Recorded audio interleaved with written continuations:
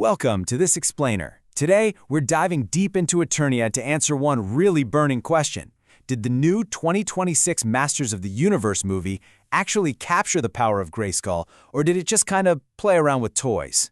Look, whether you're a longtime fan who grew up with the original action figures, or you're just navigating this crazy neon-drenched space opera for the first time, we're going to break down exactly how this retrospective review shakes out. Let's kick things off with a pretty telling quote. "The muscles don't make the man, kid." This brilliant piece of advice actually comes from a cameo by the 1987 He-Man himself, Dolph Lundgren. He specifically requested this line to give the young He-Man some real words of wisdom, and honestly, it perfectly sets the stage for our look back at what turned out to be a wildly divisive film. It immediately signals to us that this movie is trying to say something entirely new about its hypermuscular past. So let's get right into Section 1, the return to Eternia, the nostalgia tightrope. To bring this colossal franchise revival to life, director Travis Knight had to walk a very specific, very tricky tightrope. Amazon, MGM, and Mattel risked a massive $200 million budget to bring this 50-year-old toy line back to the big screen. To pull that off, the filmmakers had to navigate this really fine line between showing genuine heartfelt affection for the 1980s property while also catering to modern, maybe slightly cynical blockbuster audiences. It was a huge gamble for an IP that literally hasn't seen a live-action adaptation since 1987. Because of that, the central conflict of the movie itself isn't actually He-Man versus Skeletor, it's sincerity versus cynicism. The entire film basically functions as a thematic tightrope. On one hand, it acts as a highly self-aware meta-commentary on, let's face it, ridiculous action figures, but on the other hand, it's trying its absolute hardest to deliver a genuine, rousing space opera. It's a movie that constantly asks us to care about a hero's destiny while simultaneously winking at us and reminding us how silly the whole premise really is. Which leads us to Section 2, Balancing Camp and Combat, the Critical Divide. When you're adapting a cartoon that was literally designed to sell toys, you have to make a choice about how seriously you're going to take the source material. And here, the script leans heavily into self-aware humor, actively poking fun at the bizarre concepts that define the original cartoon. For instance, the film actually explains away the wonderfully silly toy names like Ram Man and Fisto as just dumb nicknames Prince Adam made up as a kid. We even learn that Alison Brie's character Evil Lynn is really just the totally normal name Evelyn, phonetically mispronounced. Add in Jared Leto delivering a swaggering Bane-like Skeletor, and Prince Adam himself reimagined as a bumbling corporate HR consultant, and you've got an all-in commitment to the joke. Now, as you might expect, this approach completely polarized critics, eventually landing the film a Rotten Tomatoes score somewhere in the mid-70s. You had IGN praising the film's self-aware toy box energy, noting that it smartly doesn't take itself too seriously. But on the flip side, outlets like The Wrap condemned it for its exhausting defensive irony. They argue the movie almost feels embarrassed by its own existence, just constantly winking at the audience instead of buckling down and telling a story. All right, Section 3, Earth Humor versus Fantasy Stakes, a tale of two worlds.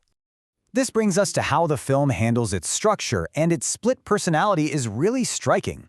It physically separates these competing tones into a bifurcated narrative. So on modern Earth, we get this mundane, sitcom-level comedy vibe. You have Prince Adam working in HR, trying to use active listening to solve his problems, and there's even a crazy scene where an enemy is bizarrely killed by an Amazon delivery van. But then you contrast that with Eternia, which is pure high fantasy. We're talking Castle Grayskull, the Sword of Power, and neon-drenched magic. A lot of reviewers noted that this drastic shift leaves the film feeling like two completely different movies mashed together. Let's move on to Section 4, the neon-drenched final battle, clashing at Grayskull. When we hit the climax, these two worlds and tones finally collide head-on, and man, this is where Travis Knight truly cashes in that $200 million budget. The final battle on Eternia is just a visual triumph. It fully embraces a vibrant Saturday morning cartoon style, complete with bright neon lighting and a pounding synth score. The choreography literally feels like a kid mashing two action figures together in their bedroom. But what's really fascinating is the surprising meta layer added to the fight. Skeletor actually torments He-Man psychologically, mocking his double life. And how does our HR-trained hero resolve this? Well, he completely abandons his modern corporate empathy and just defaults to pure, glorious blockbuster violence. And right before the climax reaches its absolute peak, we get this incredible line. When asked about his ultimate evil motivation, Skeletor just replies, "I'm bad because I have a skull for a face." It's such a brilliantly simple, hilarious punchline. The film entirely rejects the modern Hollywood trend of deeply humanizing villains or giving them tragic backstories. Skeletor is just evil. End of story. Okay, let's jump to Section 5, Decoding the Easter Eggs, Pure Nostalgic Joy. For all its modern humor, the film meticulously honors its 50-year legacy with some rapid-fire fan service hidden throughout the runtime. The creators absolutely packed the frames with treats for longtime fans. Right off the bat, they swapped the traditional MGM lion logo for He-Man's tiger, Cringer, after fans demanded it online. Then we get legendary Queen guitarist Brian May shredding on the synth-heavy score. There's a totally hilarious needle drop of What's Up by Four Non Blondes, directly referencing that massive viral internet meme from the 2010s. And the transformation poses, they are one-to-one, shot-for-shot recreations of the original Filmation cartoon. And they didn't even stop when the movie ended. They utilized a massive 3-part post-credit sequence to heavily expand the lore. Immediately after the film, the CGI wizard Orko pops up to deliver a classic 80s cartoon moral lesson. Then, in the mid-credits, we get the huge reveal of She-Ra's Sword of Protection, perfectly setting up a co-protagonist for the sequel. Finally, at the very end of the credits, Evil Lyn finds Skeletor's severed cackling head, confirming his survival and mirroring the post-credit scene from the 1987 film. I mean, it's a masterclass in setting up a shared cinematic universe. Which brings us to Section 6, Capturing the 80s Magic, the Final Verdict.